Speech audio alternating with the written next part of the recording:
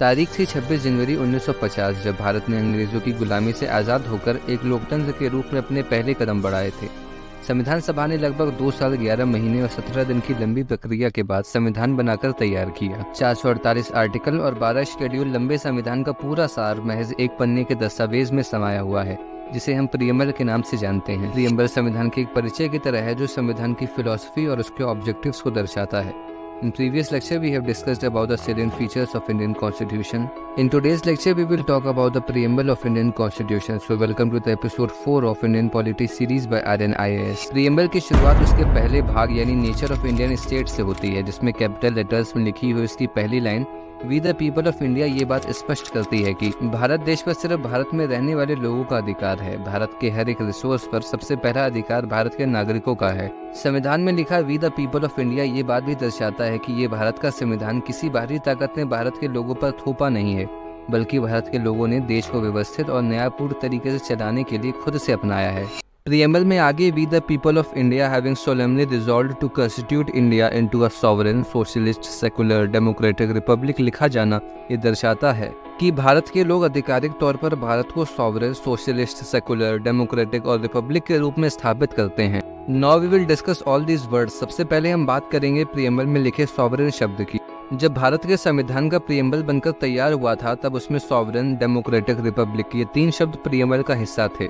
1976 में 42nd constitutional amendment के बाद प्रियम्बल में सोशलिस्ट और सेकुलर शब्द जोड़े गए। सॉवरेन शब्द का मतलब होता है free from any external control, यानी भारत देश किसी भी बाहरी ताकत से आज़ाद है और अपने निर्णय लेने के लिए भारत स्वतंत्र है। भारत के सॉवरेन नेशन होने का सबूत हमें सर्जिकल स्ट्राइक में देखने को मिलता है, जब भारत अपने हितों की सुरक्षा करते हुए पाकिस्तान की सीमा में दाखिल होकर मिलिट्री ऑपरेशन कंडक्ट करता है। ये दिखाता है कि भारत अपने फैसले लेने के लिए स्वतंत्र है। भारत किसी अन्य ताकतवर देश जैसे अमेरिका या फिर कोई संस्था जैसे यूएन से परमिशन लेने के लिए या उनकी इस मिलिट्री ऑपरेशन के बारे में राय जानने के लिए बाध्य नहीं है।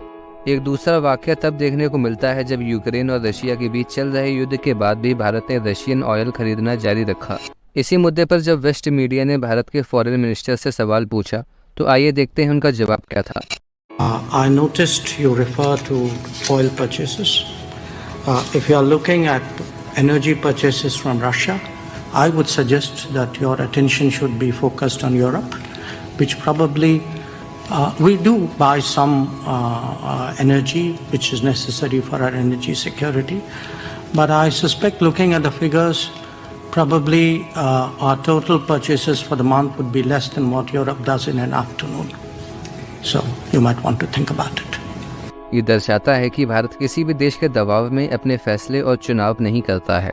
लेकिन कुछ लोग भारत के सॉवरेन नेशन होने पर भी उंगलियां खड़ी करते हैं। जैसे वर्ल्ड ट्रेड ऑर्गेनाइजेशन के एग्रीमेंट के मुताबिक भारत किसी भी बाहरी कंपनी को सेम ट्रीटमेंट देने के लिए मजबूर है जैसा वो अपने देश की कंपनियों को देता है। इसके अलावा 1991 में भारत की गिरती इकोनॉमी के कारण IMF ने भारत के मार्केट को बाहरी देशों से ट्रेड और इन्वेस्टमेंट के लिए ओपन करवा लिया। इसे देश में प्राइवेट ओनरशिप में बड़ा उछाल देखने को मिला, लेकिन भारतीय सॉवरेनिटी कहीं न कहीं IMF के आगे कॉम्प्रोमाइज हुई। Now let's discuss the other word which is socialist. Socialist term originally preamble में नहीं लिखी हुई थी। इसे 1976 में 42nd कॉन्स्टिट्यूशनल अमेंडमेंट एक्ट के बाद प्रियम्बल में शामिल किया गया। इससे पहले 1976 के दौरान जब प्रियम्बल बनाया जा रहा था, तब डॉक्टर भीमराव अंबेडकर और बाकी लोग सोशलिस्ट शब्द प्रियम्बल में जोड़े जाने के पक्ष में नहीं थे, इसलिए ओरिजिनली सोशलिस्ट प्रियम्बल में नहीं लिखा हुआ था। लेकिन जैसे हमने थोड़ी देर पहले जाना कि सोशलिस्ट 1976 में 42nd कॉन्स्टिट्यूशनल अमेंडमेंट एक्ट के बाद प्रियम्बल का हिस्सा बना। ऐसा माना जाता है कि उस वक्त के दौरान इंडियन इकोनॉमी में बढ़ती प्राइवेट ओनरशिप के चलते इंदिरा गांधी कैबिनेट ने वर्किंग क्लास का भरोसा जीतने के लिए प्रियम्बल में सोशलिस्ट वर्ड इंट्रोड्यूस किया था। सोशलिस्ट का मतलब समझने से पहले हमें कम्युनिज्म और कैपिटलिस्ट इकोनॉमी का मतलब जानना होगा। तो आइए जानते हैं इन दोनों शब्दों के मतलब को। कम्युनिज्म फॉर्म ऑफ इकोनॉमी में देश का सारा बिजनेस और इकोनॉमिक सिस्टम गवर्नमेंट द्वारा ऑपरेट किया जाता है। इस सिस्टम में कंपटीशन जीरो रहता है, क्योंकि प्राइवेट ओनरशिप देश में नहीं होती और सारी इकोनॉमिक यूनिट्स और बिजनेस सरकार ही हैंडल करती है। इस वजह से सरकार को ही सारा प्रॉफिट होता है। सरकार यानी कि जनता को इसका फायदा मिलता है और इससे उनका जीवन बेहतर बनता है। इसके अलावा जिस इकोनॉमिक सिस्टम में बड़ी इंडस्ट्रीज को सरकार ऑपरेट करती है और छोटे छोटे यूनिट्स प्राइवेट ओनरशिप के अंडर आते हैं, उसे हम सोशलिस्ट फॉर्म ऑफ सिस्टम कहते हैं। इस सिस्टम में वेल्थ और रिसोर्सेज का डिस्ट्रीब्यूशन देश के नागरिकों में देखने को मिलता है, जिससे देश का होलिस्टिक डेवलपमेंट होता है। यही शब्द भारतीय संविधान के प्रियम्बल में लिखा हुआ है, जिसका इंडियन कंटेक्स्ट में मतलब होता है स्टेट का देश के नागरिकों के बीच रिसोर्सेज का इस तरह बंटवारा करना जिससे सभी नागरिक एक निश्चित स्तर का जीवन जी सके। इसके अलावा एक और प्रकार का इकोनॉमिक सिस्टम होता है जिसमें सारे बिजनेस और इकोनॉमिक एक्टिविटीज प्राइवेट ओनरशिप के हाथ में होती है। इस तरह के सिस्टम में कंपटीशन बहुत ज्यादा रहता है और साथ ही साथ वर्किंग क्लास के राइट्स वायलेट होने का खतरा भी ज्यादा रहता है। देश में एक ऐसी स्थिति बनने की संभावना रहती है जिसमें गरीब और अमीर और ज्यादा अमीर होता चला जाता है, क्योंकि प्रियम्बल में सोशलिस्ट शब्द ऐड करने के बजाय वर्किंग क्लास का इंदिरा गांधी गवर्नमेंट पर खोता हुआ विश्वास मानी जाती है। ऐसा माना जाने लगा था कि सरकार उद्योगपतियों को फायदा पहुंचाती है और आम आदमी यानी वर्किंग क्लास को नजरअंदाज करती है। इस वजह से अपोजिशन ये सवाल उठाती है कि हमें सोशलिस्ट शब्द प्रियम्बल से हटा देना चाहिए, क्योंकि ये एक पार्टी का पॉलिटिकल मूव था। इस पर सुप्रीम कोर्ट ऑफ इंडिया ने अपनी बात रखते हुए कहा कि सोशलिस्ट शब्द का जो प्रिंसिपल मीनिंग है वो है देश में गरीबी को एस्टिमेट करना और गरीबों को एक अच्छी लाइफ प्रोवाइड करना। सोशलिज्म का इंडियन कंटेक्स्ट में मीनिंग पॉवर्टी और इकोनॉमिक इनइक्वालिटी को कम करना है जिससे वर्किंग क्लास को फायदा हो सके। इसलिए सोशलिस्ट कॉन्सेप्ट सोसाइटी के हित में कॉन्स्टिट्यूशन की ट्रू स्पिरिट में इस्तेमाल किया जाना चाहिए। Samatha versus state of Andhra Pradesh case में कोर्ट ने अपने रिमार्क में सोशलिज्म को डिफाइन करते हुए कहा कि कॉन्स्टिट्यूशन का मेन एम सोसाइटी में इक्वालिटी को जस्टिस के साथ स्प्लिट करना है। कोर्ट ने आगे ये भी कहा कि संविधान का सोशल जस्टिस प्रोवाइड करना कॉन्स्टिट्यूशन का बेसिक नेचर है, जिसके जरिए से substantial degree of social, economic और पॉलिटिकल इक्वालिटी देखने को मिलती है। जस्टिस के जी बालाकृष्णन ने अपने दिमाग में कहा कि क्यों सोशलिज्म को इतने नैरोअर सेंस में डिफाइन किया जा रहा है जिसे कम्युनिस्ट डिफाइन करते हैं। क्यों सोशलिस्ट को इसके ब्रॉडर डेफिनेशन में नहीं देखा जा रहा जो नागरिकों के सोशल वेलफेयर को इंश्योर करती है। असल में सोशलिज्म का मतलब उस इकोनॉमिक सिस्टम से है जिसमें मेजर इंडस्ट्रीज सरकार के द्वारा और छोटी इंडस्ट्रीज प्राइवेट ओनरशिप ऑपरेट करती हैं। लेकिन 1991 के बाद जब भारत की इकोनॉमी का लिबरलाइजेशन हुआ तब से सोशलिस्ट शब्द अपने ओरिजिनल टर्म में भारत पर लागू नहीं होता है, जहां सोशलिस्ट का मतलब होता है कि आर्थिक तौर पर समाज में बराबरी देखने को मिले, यानी कि एक basic minimum amount of wealth सभी के पास हो। लेकिन आज भारत में 10% लोगों के पास टोटल वेल्थ का 77% है और बाकी के 90% लोग इंडिया में सिर्फ 23% वेल्थ होल्ड करते हैं। ये डेटा कहीं से भारत को सोशलिस्ट नेशन नहीं दिखाता है, बल्कि ये डेटा भारत का कैपिटलिस्ट इकोनॉमी होने का एक सबूत दिखाई देता है। अब सोशलिस्ट टर्म को डिस्कस करने के बाद चलते हैं अपने अगले प्रीएम्बल के शब्द की ओर, जो है सेकुलर। सेकुलर शब्द का आज के समय में काफी महत्व है। सेकुलर शब्द का ओरिजिन वेस्ट में हुआ था जब चर्च ने स्टेट के मामलों में इंटरफेयर करना शुरू कर दिया था। इस वजह से स्टेट ने सेकुलरिज्म का कॉन्सेप्ट इंट्रोड्यूस किया, जिसका मतलब था कि स्टेट के मामले रिलीजन से अलग हैं और रिलीजन के मामले स्टेट से अलग हैं। दोनों एक दूसरे के मामलों में इंटरफेयर नहीं करेंगे। भारत में संविधान बनाते समय कॉन्स्टिट्यूएंट असेंबली में डिबेट हुई कि संविधान में सेकुलर शब्द ऐड करा जाए या नहीं। जवाहरलाल नेहरू और डॉक्टर भीमराव अम्बेडकर संविधान में सेकुलर शब्द को शामिल करने के पक्ष में नहीं थे। उन्हें डर था कि सेकुलर शब्द अपने ओरिजिनल वेस्ट मीनिंग से एसोसिएट करा जाने लगेगा और फिर स्टेट इक्वालिटी और जस्टिस के लिए रिलीजियस मामलों में इंटरफेयर नहीं कर पाएगा। भारत के केस में ये बहुत जरूरी था कि धर्म के नाम पर हो रही सोशल एबनॉर्मली को स्टेट अपने इंटरफेरेंस से खत्म करे, जिससे हर नागरिक इक्वालिटी और जस्टिस के साथ जी सके। फॉर एग्जाम्पल, भारत में कुछ मंदिरों में लोअर कास्ट लोगों का और महिलाओं का जाना अलाउड नहीं था। Also in the case of triple तलाक ये जरूरी था कि स्टेट इन रिलीजियस मामलों में इंटरफेरेंस करते हुए इनजस्टिस को रोके। भारत का सेकुलरिज्म कॉन्सेप्ट वेस्ट के सेकुलर से काफी अलग है। इंडियन प्रीएम्बल में लिखे सेकुलर शब्द का मतलब है कि स्टेट का कोई रिलीजन नहीं होना चाहिए। स्टेट को किसी एक रिलीजन को प्रमोट नहीं करना चाहिए, ना ही किसी रिलीजन के साथ डिस्क्रिमिनेशन करना चाहिए। स्टेट जरूरत पड़ने पर सोशल रिफॉर्म्स करने के लिए रिलीजियस मैटर्स में इंटरफेरेंस कर सकती है, जिससे सिटीजन्स को जस्टिस और इक्वालिटी मिल सके। फ्रांस में अगर देखा जाए तो बहुत स्ट्रिक्ट पॉलिसी फॉलो करी जाती है। इस पॉलिसी का नाम है पॉलिसी ऑफ लेसीट, जिसके तहत कोई भी इंसान पब्लिक में किसी तरह के रिलीजियस सिंबल या फिर रिलीजियस प्रैक्टिस नहीं कर सकता है। Meanwhile, they are free to do anything alone. हिजाब और पगड़ी का बैन फ्रांस से भारी प्रोटेस्ट का कारण बना। शुरुआत में ये पॉलिसी चर्च की बढ़ती पावर्स और पॉलिटिकल मामलों में इंटरफेरेंस के चलते स्टेट के द्वारा लाई गई थी। उस वक्त तक रोमन कैथोलिक चर्च बहुत ताकतवर हुआ करता था, लेकिन जैसे जैसे समय गुजरा वैसे और देशों से कई अलग अलग धर्म के लोग फ्रांस में आकर रहने लगे। आज की तारीख में क्योंकि फ्रांस में बहुत से धर्म के लोग रहते हैं, इस वजह से ये पॉलिसी वहाँ पर समस्या खड़ी कर रही है, क्योंकि ये पॉलिसी चर्च की बढ़ती ताकत और पॉलिटिकल इंटरफेरेंस के लिए लाई गई थी और आज वहाँ इस पॉलिसी के कारण माइनॉरिटीज अपना रिलीजन प्रैक्टिस नहीं कर पा रही हैं। इसी वजह से संविधान निर्माताओं को ये डर था कि कहीं सेकुलर शब्द अपने वेस्टर्न मीनिंग से एसोसिएट करके देखा ना जाने लगे। लेकिन 1976 में इंदिरा गांधी गवर्नमेंट पर लगे आरोपों में एक बड़ा आरोप ये भी था कि सरकार माइनॉरिटीज के साथ अत्याचार कर रही है। इसी के चलते इंदिरा गांधी कैबिनेट ने प्रीएम्बल में सेकुलर शब्द ऐड कर दिया, जिससे कि एक लहर भारत में फैले इस सरकार के लिए सारे धर्म समुदाय एक जैसे हैं और सरकार सेकुलर है। ये एक पॉलिटिकल स्टैंड से ज्यादा कुछ नहीं था। चुनाव के मद्देनजर इंदिरा गांधी कैबिनेट ने ऐसा किया, जिसका कारण आने वाले चुनाव से प्रेरित था। लेकिन ऐसा नहीं है कि सेकुलर वर्ड ऐड होने से भारत के संविधान में कोई बदलाव आया हो। ऐसा नहीं है कि भारत का संविधान में पहले सेकुलर कैरेक्टर नहीं था और अब इस शब्द के ऐड करे जाने से भारत का संविधान सेकुलर हो गया है। इससे पहले जब सेकुलर शब्द संविधान का हिस्सा नहीं था, तब भी संविधान सेकुलर ही था। सबूत के तौर पर अगर आर्टिकल 15 देखें तो वो कहता है state can not discriminate anyone on the basis of religion in giving employment. ऐसे ही article 27 says that no one is compelled to pay taxes for promotion of any particular religion. Similarly article 28 of the Indian constitution says that there will be a complete prohibition of religious instructions and religious worship in any government institutions. ये सारे article दिखाते हैं कि भारत के संविधान में पहले से ही सेकुलर कैरेक्टर मौजूद है। सेकुलर शब्द के बाद में ऐड होने से कोई खास अंतर नहीं पड़ा है। Now the next word which we are going to discuss after secular is democratic. किसी भी देश में डेमोक्रेसी तभी काम करती है जब देश के नागरिकों के हाथ में देश चलाने की ताकत हो और साथ ही साथ देश में इक्वालिटी हो। जब भारत आज़ाद हुआ था तो हमारे पास दो प्रकार के डेमोक्रेटिक मॉडल्स थे। एक मॉडल था पार्लियामेंट्री डेमोक्रेसी और दूसरा मॉडल था प्रेसिडेंशियल डेमोक्रेसी। भारत के हालातों के मद्देनजर हमने पार्लियामेंट्री फॉर्म ऑफ डेमोक्रेसी को चुना। हमारे पार्लियामेंट्री डेमोक्रेसी को चुनने के मुख्य कारण रहे कि parliamentary form of government is more responsible than presidential democracy. दूसरा कारण है कि हम लोग पार्लियामेंट्री सिस्टम से ज्यादा फैमिलियर थे। तीसरा कारण बना पार्लियामेंट्री सिस्टम में पावर का अच्छा डिस्ट्रीब्यूशन। वहीं दूसरी तरफ प्रेसिडेंशियल सिस्टम में पावर एक इंसान के हाथ में वेस्टेड होती है। पार्लियामेंट्री सिस्टम साथ ही साथ प्रेसिडेंशियल सिस्टम के मुकाबले काफी ज्यादा रिप्रेजेंटेबल है, यानी कि देश के कोने कोने से लोग चुनकर कैबिनेट का हिस्सा बनते हैं। तो this is indirect model of democracy which India have, जिसमें लोग अपने रिप्रेजेंटेटिव्स को चुनते हैं जो लॉज या कोई एक्ट बनाते हैं।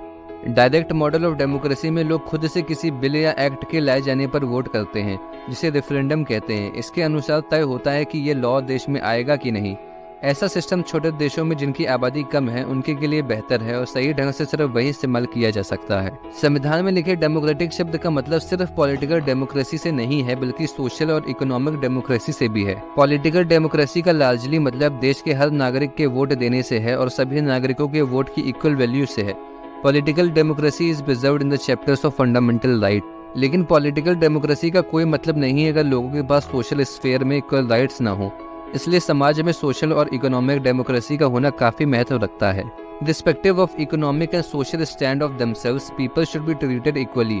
भारत में सोशल और इकोनॉमिक डेमोक्रेसी को directive principle of state policy में निश्चित किया गया है। आइए उन रीजंस की बात करते हैं जिन वजह से इंडिया को डेमोक्रेटिक कहा जाता है। पहला कारण है भारत में रेगुलर इलेक्शंस का होना। भारत में इलेक्शन कमीशन किसी भी तरह के एक्सटर्नल प्रेशर से आज़ाद है।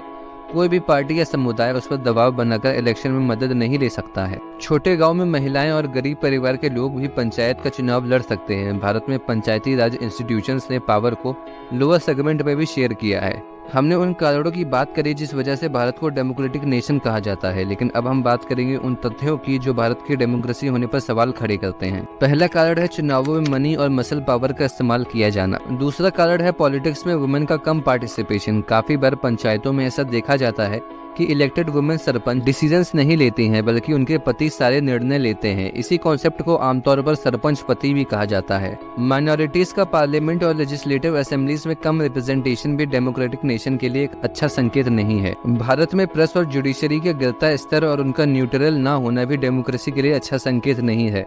भारत 180 देशों के प्रेस फ्रीडम इंडेक्स में 159 नंबर पर है। भारत की 60% पॉपुलेशन 30 साल की एज से कम है, लेकिन वहीं पार्लियामेंट की एवरेज एज 60 साल से ऊपर है। They believe to represent a new India, लेकिन it does not looks like new. Almost every parliament member is old. Now the next word we are going to discuss is republic. किसी भी democracy में लोग अपने representatives को free और fair तरीके से चुनते हैं, जिनका प्रतिनिधित्व विधानसभा और संसद में करते हैं। उनको इलेक्ट करने की ताकत देश में सभी नागरिकों के पास होती है और हम इसे सीधे शब्दों में डेमोक्रेसी कहते हैं। डेमोक्रेसी ब्रॉडली देखा जाए तो दो प्रकार से देखने को मिलती है। एक है रिपब्लिकन डेमोक्रेसी और एक है कॉन्स्टिट्यूशनल मोनार्की। रिपब्लिकन डेमोक्रेसी में हेड ऑफ द स्टेट देश के नागरिकों द्वारा इलेक्ट किया जाता है, जैसे भारत के केस में प्रेसिडेंट हैं, जिन्हें भारत के लोगों ने इनडायरेक्टली इलेक्ट किया है। रिपब्लिकन डेमोक्रेसी को फर्दर दो भागों में बांटा गया है। एक है प्रेसिडेंशियल सिस्टम और एक है पार्लियामेंट्री सिस्टम, जिसमें से भारत ने पार्लियामेंट्री सिस्टम को अडॉप्ट किया है। वहीं अमेरिका में प्रेसिडेंशियल सिस्टम देखने को मिलता है। अमेरिका में प्रेसिडेंट को लोग डायरेक्टली इलेक्ट करते हैं, उसके बाद प्रेसिडेंट काउंसिल ऑफ मिनिस्टर्स को इलेक्ट करता है। वहीं भारत में जो रिपब्लिकन पार्लियामेंट्री सिस्टम है उसमें council of ministers prime minister को चुनते हैं और head of the state president indirectly Bharat के लोगों द्वारा चुना जाता है, जिसमें लेजिस्लेचर इलेक्टोरल कॉलेज नाम की एक बॉडी बनाकर प्रेसिडेंट को चुनती है। इसके बारे में हम आने वाले लेक्चर्स में बात करेंगे। रिपब्लिकन सिस्टम के बाद दूसरी तरफ कॉन्स्टिट्यूशनल मोनार्की है जो ब्रिटेन में प्रैक्टिस करी जाती है। वहाँ पर हेड ऑफ द स्टेट राजा या रानी होते हैं जिन्हें इलेक्ट नहीं किया जाता, लेकिन देश संविधान के हिसाब से ही चलता है और रूल ऑफ लॉ के द्वारा फंक्शन किया जाता है। Here the first segment of Indian Constitution preamble, the nature of Indian state gets completed. Now we will study the second part of Indian preamble, which is objectives of Indian Constitution. So now if we look to the objectives of Indian Constitution, हम देख सकते हैं कि justice को equality, liberty और fraternity से पहले लिखा गया है। ये इसलिए है क्योंकि जस्टिस ज्यादा इंपॉर्टेंट है इक्वालिटी के मुकाबले। Justice and equality are two sides of the same coin, लेकिन सिर्फ इक्वालिटी देने से जस्टिस नहीं मिल जाएगी। कभी के बार आंख बंद करके इक्वालिटी देना जस्टिस को कॉम्प्रोमाइज कर देगा, which will essentially lead to discrimination. For example, अगर 2 साल के बच्चे को और 18 साल के बच्चे को एक जितना ही खाना दिया जाए तो ये इक्वालिटी तो होगी, लेकिन जस्टिस नहीं। 2 साल वाले बच्चे की भूख यहाँ काफी कम है बजाय के 18 साल वाले से। Therefore serving equality will not secure justice all the time. Justice equality से ज्यादा इंपॉर्टेंट है, इसी वजह से प्रीएम्बल में उसे पहले लिखा गया है। बिहार में लड़कियों को स्कूल जाने के लिए साइकिल देने की योजना एक एग्जाम्पल है जस्टिस का। लड़के कह सकते हैं कि उनके साथ इक्वालिटी नहीं हुई है क्योंकि उनको साइकिल नहीं मिली। ये इंसिडेंट दिखाता है कि कैसे जस्टिस हमेशा ज्यादा इंपॉर्टेंट है इक्वालिटी के मुकाबले। आगे प्रीएम्बल में justice social, economic and political लिखा गया है। Article 16 clause 4 says that state can make reservations in appointment and post in favour of backward classes in India. Article 15 clause 3 of the Constitution says that state can make provisions for women and children. This is the concept of social justice. Social justice का मतलब है कि state society में मौजूद inequalities को address करते हुए special provisions बनाकर मार्जिनलाइज्ड सेक्शन को जस्टिस प्रोवाइड करेगा। Next word that comes is economic justice. Economic justice का मतलब है कि जो गरीब है वो गरीब ही ना रह जाए, स्टेट उनकी इकोनॉमिक कंडीशन सुधारने के लिए लगातार प्रयास करे। Government introduces so many schemes like Mudra Yojana. If you want to start your own business, we will give you seed funding. MGNREGA is an example of economic justice that you are not getting jobs, we will provide economic opportunities. Economic justice का मतलब समाज में चल रही आर्थिक असमानता से है, जिसको खत्म करने के लिए स्टेट को लगातार प्रयास करते रहना होगा। Redistribution of resources, wealth tax is an example of preventing concentration of economic resources in the hands of few. For example article 39 clause B, article 39 clause C देश में इकोनॉमिक जस्टिस को इंश्योर करने के लिए संविधान के कुछ प्रोविजंस हैं। अगला टर्म जो अब हमें डिस्कस करना है वो है पॉलिटिकल जस्टिस। पॉलिटिकल जस्टिस का मतलब है कि मार्जिनलाइज्ड सेक्शन को भी पार्लियामेंट और लेजिस्लेटिव असेंबली में इक्वल रिप्रेजेंटेशन मिले। Reservation of seats in parliament and legislative assembly for SC/STs। Parliament में महिलाओं के 33% आरक्षण का बिल पास होना। Reservation in Panchayati Raj for womens are some of the examples of political justice. यहाँ पर जस्टिस का डिस्कशन खत्म होता है। इंडियन कॉन्स्टिट्यूशन जस्टिस की बात पहले करता है, जो इक्वालिटी से काफी ज्यादा महत्व रखती है। अब हम डिस्कस करेंगे इक्वालिटी के बारे में। प्रीएम्बल में लिखा है equality of status and of opportunity and to promote among them all. Constitution के आर्टिकल 14, 15, 16, 17 और 18 में सभी के लिए बराबरी की बात करी गई है। देश का हर नागरिक कानून के सामने बराबर है। हर व्यक्ति का वोट बराबर है, चाहे अंतर ज्यादा पैसे का हो या फिर ज्यादा एजुकेशन का। हर व्यक्ति संविधान के सामने एक बराबर है। जिन लोगों के पास रिसोर्सेस की कमी है यानी गरीब हैं, उन सबको एक लेवल प्लेइंग फील्ड प्रोवाइड करने की जिम्मेदारी स्टेट की है, जिससे सभी को एक समान अपॉर्चुनिटी मिल सके और उनका सोशल स्टेटस इम्प्रूव हो सके। प्रीएम्बल में आगे लिबर्टी की बात करी गई है। प्रीएम्बल में मेंशन किया गया है कि constitution ensures liberty of thought, expression, belief, faith and worship. संविधान में लिबर्टी शब्द का इस्तेमाल किया गया है। हम लिबर्टी की जगह फ्रीडम का भी इस्तेमाल कर सकते थे, लेकिन हमने नहीं किया, क्योंकि अगर फ्रीडम का प्रयोग किया जाता तो उसका मतलब होता बिना किसी कंडीशन के आज़ादी देना, which is absolute in nature. Liberty यानी freedom with some reasonable restraints. अगर कोई व्यक्ति दूसरे व्यक्ति को बुरा भला कहता है और फिर कहता है कि मुझे फ्रीडम है एक्सप्रेशन ऑफ थॉट्स की, तो ये सोशल इनऑर्डर क्रिएट करेगा। उधर दूसरी तरफ लिबर्टी यानी कुछ कंडीशंस के साथ दी गई फ्रीडम, जिसमें अपनी बात रखने की पूरी आज़ादी तो हो, लेकिन थोड़े नियंत्रण में, एक लिमिट हो जिसके अंदर रहते सबको आज़ादी मिले। संविधान का article 19 clause 1A liberty ensure करने का एक अच्छा एग्जाम्पल है। आर्टिकल 25, 26, 27, 28 भी संविधान के उन प्रोविजंस में से हैं जो फेथ, बिलीफ और लिबर्टी को इंश्योर करते हैं। भारत में नागरिकों को liberty of thought and expression provide किया गया है, जो किसी भी डेमोक्रेसी का सबसे जरूरी राइट है। ये राइट्स आर्टिकल 19 और आर्टिकल 21 में देखे जाते हैं। इसके अलावा सभी सिटीजन्स को liberty of faith, belief and worship देना, जो किसी भी फेथ और रिलीजन को प्रैक्टिस करने के लिए आर्टिकल 25, 26, 27 के तहत देश के हर नागरिक को आज़ादी देता है। भारतीय संविधान का ऑब्जेक्टिव नागरिकों को जस्टिस और इक्वलिटी प्रोवाइड करना है, लेकिन अगर जस्टिस और इक्वलिटी नहीं मिलती है तो संविधान में आगे लिखे फ्रेटर्निटी शब्द का कोई मतलब नहीं रह जाएगा। अगर इनमें से एक भी चीज़ मौजूद नहीं है तब तक सोशल ऑर्डर लाना पॉसिबल नहीं है। If only equality and liberty are present in society, it will create social in order. अगर सभी के पास इक्वलिटी और जस्टिस होगी तो ऐसा संभव है कि देश के नागरिक एक दूसरे से ऊपर उठने के लिए एक दूसरे के अधिकार छीनने लगे। इसलिए फ्रेटर्निटी यानी भाईचारे का होना बहुत जरूरी है। फ्रेटर्निटी के आगे एश्योरिंग डिग्निटी ऑफ इंडिविजुअल लिखा है, जिसका मतलब है कि भारतीय संविधान हर व्यक्ति की डिग्निटी का ख्याल रखता है। इसका मतलब है कि संविधान हर व्यक्ति को रिस्पेक्टफुली ट्रीट होने का राइट देता है। After that it mentions unity and integrity of the nation. Integrity शब्द प्रीएम्बल में ओरिजिनली मौजूद नहीं था, उसको बाद में 42nd कॉन्स्टिट्यूशनल अमेंडमेंट करके प्रीएम्बल में ऐड किया गया। इसका कारण बना उस दौरान हो रहे धार्मिक दंगे, जिसकी वजह से इंदिरा गांधी कैबिनेट पर सवाल उठ रहे थे और लोग सरकार पर से भरोसा खो रहे थे। इस वजह से इंदिरा गांधी कैबिनेट ने प्रीएम्बल में इंटीग्रिटी शब्द जोड़ा। यूनिटी एंड इंटीग्रिटी हमारे भारतीय समाज के लिए काफी महत्वपूर्ण है, क्योंकि अंग्रेजों ने भी हमारी कमजोर एकता का फायदा उठाकर हम पर राज किया था। संविधान में जरूरी था ये निश्चित किया जाए कि भारत में हर व्यक्ति में भाईचारा, एकता और अखंडता हो, जिससे भारत एक देश रह सके। From here onwards, the preamble comes to an end. The last pair of preamble mentions that our Constituent Assembly, this 26th day of November 1949, do hereby adapt, enact and give ourselves this Constitution. ये संविधान का enacting clause है, जो ये दर्शाता है कि 26 जनवरी 1949 से अब भारत एक गणतंत्र है और आज़ाद है अपने ढंग से जीने को। ये संविधान जो हमने हमारे देश के लिए बनाया है, उसे किसी बाहरी ताकत या देश ने हम पर थोपा नहीं है, बल्कि ये हमारे देश के लिए एक तोहफा है। So here ends our discussion on preamble. Now we will discuss about what functions does Indian preamble perform. अगर हम किसी भी लॉ को देखें तो उसमें एक इनेक्टिंग क्लॉज होता है जो किसी भी लॉ को इन्फोर्स करता है। प्रीएम्बल के आखिर में लिखा इनेक्टिंग क्लॉज कॉन्स्टिट्यूशन को फोर्स में लाए जाने और उसके डेट ऑफ एडॉप्शन की इन्फॉर्मेशन प्रोवाइड करता है। प्रीएम्बल देश के नागरिकों की आज़ादी और उनके अधिकारों को डिक्लेयर करता है, जिसे संविधान के माध्यम से सुनिश्चित किया जाना है। प्रीएम्बल साथ ही साथ नेचर ऑफ इंडियन स्टेट को डिफाइन करता है, जो भारत के नागरिकों को बताता है कि सत्ता डिक्टेटोरियल नेचर की होगी या फिर डेमोक्रेटिक टेंडेंसी की। प्रीएम्बल उन ऑब्जेक्टिव्स को भी डिक्लेयर करता है जिसे सुनिश्चित करने के लिए संविधान फोर्स में लाया गया है। प्रीएम्बल संविधान के बनाए जाने की वजह पर भी रोशनी डालता है, यानी कि भारत के नागरिकों पर रोशनी डालता है कि हमारे पास इस देश को चलाने की पूरी ताकत है।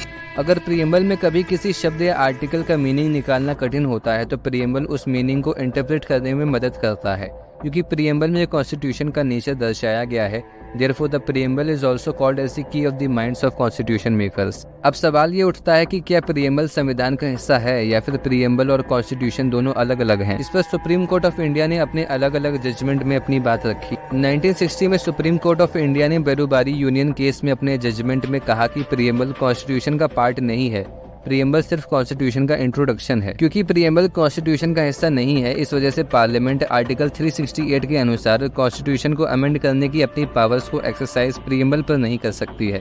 Therefore, preamble is unamendable as stated by Supreme Court of India in Berubari union case. तो क्या सच में प्रीएम्बल अनअमेंडेबल है? लेकिन हम तो जानते हैं कि प्रीएम्बल अमेंड किया जा चुका है। 42nd कॉन्स्टिट्यूशनल अमेंडमेंट के तहत प्रीएम्बल में सोशलिस्ट और सेकुलर शब्द जोड़े गए थे। असल में सुप्रीम कोर्ट ऑफ इंडिया के पास अपने पुराने दिए गए फैसलों को रिव्यू करने और फिर उन जजमेंट्स को चेंज करने की ताकत होती है। आमतौर पर सुप्रीम कोर्ट ऑफ इंडिया में सिंगल बेंच यानी कि एक जज जजमेंट देते हैं। 2 जज या फिर 3 जज को डिवीजन बेंच कहते हैं। 4 जज बेंच का कॉन्सेप्ट कोर्ट्स में नहीं है। इसके बाद सीधे 5 जज बेंच होती है। 5 जज बेंच और इसके ऊपर की सभी जजेस बेंच को कॉन्स्टिट्यूशनल बेंच कहते हैं। आर्टिकल 145 क्लॉज 3 के मुताबिक कोई भी केस या लॉ अगर कॉन्स्टिट्यूशन के इंटरप्रिटेशन को इफेक्ट में लाता है तो उसे एटलीस्ट 5 जजों की बेंच या फिर उससे ज्यादा यानी कि कॉन्स्टिट्यूशनल बेंच द्वारा सुना जाएगा। अब आते हैं वापस उसी सवाल पर कि क्या प्रीएम्बल वाकई अनअमेंडेबल है, जैसा बेरुबारी यूनियन केस में सुप्रीम कोर्ट ऑफ इंडिया ने अपने जजमेंट में कहा था। लेकिन फिर जैसे हम लोगों ने अभी पढ़ा था कि सुप्रीम कोर्ट ऑफ इंडिया अपने प्रीवियस जजमेंट को रिव्यू करके उसको ओवरटर्न कर सकती है। इस मामले में भी यही हुआ जब 1973 के केशवानंदा भारती केस में 13 जजों की बेंच ने, जो कि आज तक की सुप्रीम कोर्ट की सबसे बड़ी बेंच है, उसने बेरूबारी यूनियन केस में अपने जजमेंट को पलटकर केशवानंदा भारती केस के अपने जजमेंट में कहा कि प्रीएम्बल कॉन्स्टिट्यूशन का एक पार्ट है। प्रीएम्बल को भी कॉन्स्टिट्यूएंट असेंबली ने ही अडॉप्ट किया है, जिससे संविधान के ऑल प्रोविजंस को किया है। इसी वजह से क्योंकि प्रीएम्बल भी कॉन्स्टिट्यूशन का पार्ट है, उसको पार्लियामेंट अपनी आर्टिकल 368 की पावर्स का इस्तेमाल करके अमेंड कर सकती है। अब ये सवाल सामने आता है कि क्या प्रीएम्बल लीगली इन्फोर्सेबल है कि नहीं। इस पर भी सुप्रीम कोर्ट ऑफ इंडिया ने केशवानंदा भारती केस में कहा कि प्रीएम्बल संविधान का हिस्सा तो है, लेकिन लीगली इन्फोर्सेबल नहीं है। प्रीएम्बल देश के नागरिकों को कोई अधिकार या फिर पावर नहीं देता है कि देश के नागरिक स्टेट को प्रीएम्बल में लिखे राइट्स इंश्योर करने को कह सकें। इन राइट्स को इंश्योर करने के लिए संविधान के अलग अलग आर्टिकल्स हैं। प्रीएम्बल तो संविधान की एक समरी मात्र है। प्रीएम्बल संविधान का नेचर दिखाते हुए उसके इंटरप्रिटेशन में भी मदद करता है। इस लेक्चर में हमने प्रीएम्बल पर डिस्कशन किया। आने वाले लेक्चर्स में हम बात करेंगे संविधान में अमेंडमेंट कैसे करे जाते हैं। We will also be understanding different kind of majorities needed for amendments. I hope you enjoyed this video. We will meet in the next video.